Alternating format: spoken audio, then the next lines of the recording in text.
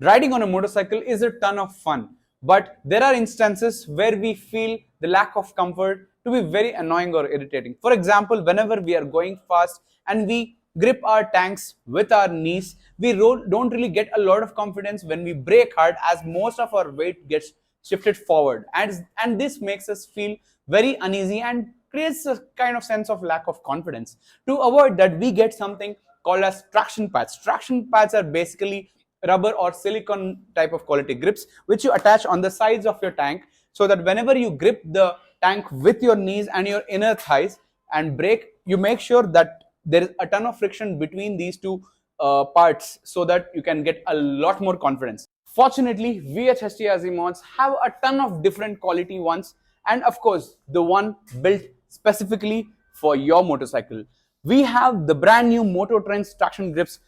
meant specifically for your KTM Adventure 390, for your BMW G310 GS, and also your Yamaha R3. And of course, for those of you who have different bikes, maybe it's a Kawasaki, maybe it's a Yamaha, maybe it's a Hayabusa, maybe it's a small, peppy little 250cc, 2500cc bikes, we have it all available out here at HTRZ Mods.